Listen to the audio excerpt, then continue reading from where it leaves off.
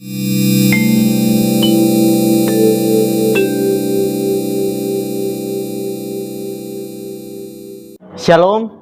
saya Embun Fridolin Pabala.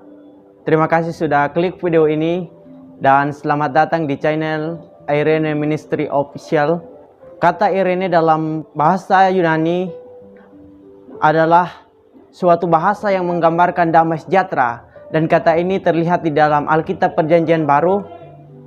Dan kerinduan kami melalui video ini adalah damai sejahtera yang kami rasakan juga saudara juga merasakan bersama-sama. Dan saat ini kita ada dalam program Kembali ke Alkitab. Saudara-saudara, ada satu pertanyaan. Apakah firman bisa menjadi manusia? Ini sesuatu hal yang kita pikirkan kalau kita menggunakan logika yang tidak masuk akal. Masa sih perkataan itu bisa menjadi suatu hal yang bisa dipegang, bisa dirasakan? Ini sesuatu hal yang menurut orang-orang yang berintelektual, mereka mengatakan, oh nggak mungkin lah itu, karena sesuatu hal yang tidak masuk akal. Apakah jawaban ini kita mencari referensi di luar sana? Sekarang kita kembali ke Alkitab. Apa kata firman Tuhan? Dan sekarang kita akan melihat di dalam Yohanes pasal 1 ayat 1 dan 2 untuk membahas tema ini, dan beberapa ayat berikutnya yang kita akan bahas untuk kita mengerti apakah yang dimaksud dengan firman menjadi manusia. Yohanes pasal 1 ayat 1 sampai 2 berkata, pada mulanya adalah firman. Firman itu bersama-sama dengan Allah, dan firman itu adalah Allah.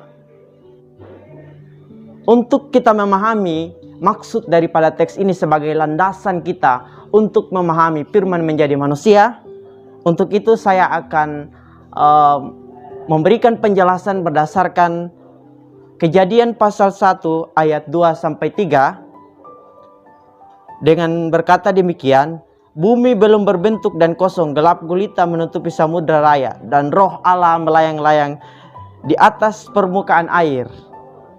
Ayatnya yang ketiga, berfirmanlah Allah, jadilah terang, lalu terang itu jadi. Dalam bahasa Yunani, firman itu disebut logos. Apakah sang logos ini, firman ini, ada sejak permulaan?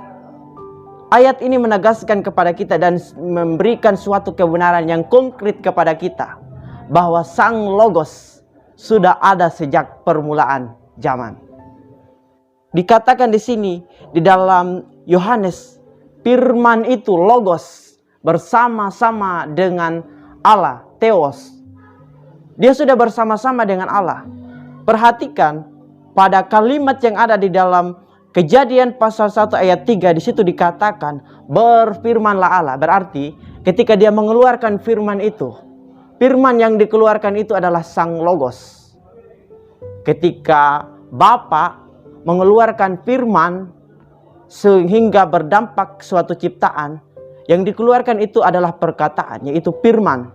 Itulah yang dimaksudkan dengan firman menjadi daging. Sang firman itu berinkarnasi menjadi daging dan berdarah. Itu yang dimaksudkan dengan firman menjadi manusia. Lalu apa yang menggambarkan hal ini, bahwa apakah Yesus benar-benar dia adalah sang logos yang telah menjelma menjadi manusia? Hal ini sudah dicantumkan di dalam perkataan Yesus ketika dia menjawab tuduhan iblis. Ubahlah roti ini menjadi sesuatu hal yang menguntungkan dirimu, yaitu menjadi roti. Apakah hal ini Yesus bisa menjawab untuk menunjukkan otoritas dirinya?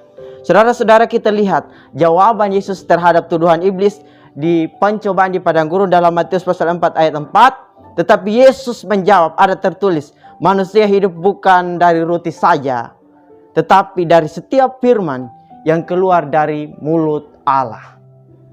Hal ini adalah sesuatu hal yang sangat membuktikan bahwa Yesus benar-benar adalah sang logos yang telah menjadi manusia. Kenapa demikian? Ketika Allah, perhatikan kalimat Yesus, ada kontrasnya dengan kejadian itu. Perhatikan pada teks ayatnya yang ketiga dalam Kejadian pasal 1 itu, berfirmanlah Allah. Ketika Allah berfirman itu, dia mengeluarkan firman itu dari mulutnya, menjadi sesuatu hal yang hidup, yaitu apa yang terjadi? Lalu terjadilah sesuatu terang, dampak. Itu membuktikan bahwa setiap kata atau firman yang keluar dari mulut Allah hidup.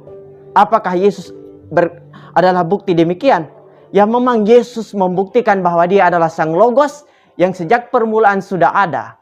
Dan sampai ketika iblis menuduh dia harus mengubah roti itu menjadi batu, dia menjawab, bukankah manusia hidup dari roti saja, tetapi setiap firman yang keluar dari mulut Allah. Karena dia adalah Sang Logos yang dari permulaannya. Dan dalam Yohanes dikatakan sudah bersama-sama.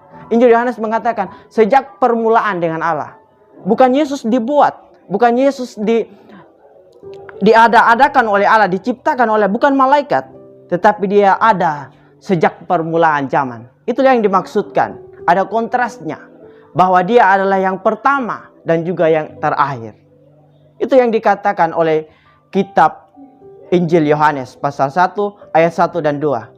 Ini adalah sesuatu tuduhan apabila kita mengatakan mungkinkah firman itu menjadi manusia berdarah dan berdaging. Saya mengatakan bisa, karena sesuatu hal ini memberikan bukti yang mendasar bahwa setiap kalimat dari mulut Allah itu akan berdampak hidup. Itulah bukti kehidupan itu adalah Yesus. Sejak dari pertama dia adalah firman, Sang Logos, lalu berdarah dan berdaging. Ini adalah inkarnasi. Tetapi kalau kita tidak mengerti hal ini sudah sampaikan secara sederhana. Tetapi kalau tetap kita tidak mengerti, berarti satu orang yang malang di dunia ini terhadap diri kita.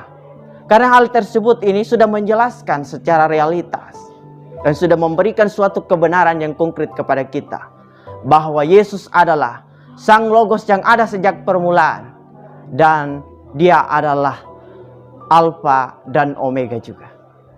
Inilah suatu realita yang ada dalam Alkitab. Ketika kita menuduh diri kita, apakah jawaban kita? Jangan kita mencari referensi-referensi yang tidak masuk akal.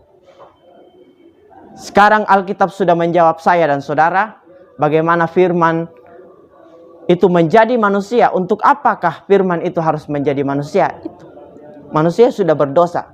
Kalau firman itu tidak menjadi manusia, maka saya dan saudara tidak akan mendapat sesuatu hal apa-apa. Tetapi melalui firman berinkarnasi menjadi manusia, dia mengerjakan karya keselamatan itu untuk menyelamatkan saya dan saudara. Itulah yang dimaksudkan dengan firman menjadi manusia. Kalau firman itu tidak menjadi manusia, maka saudara dan saya tidak akan beroleh keselamatan.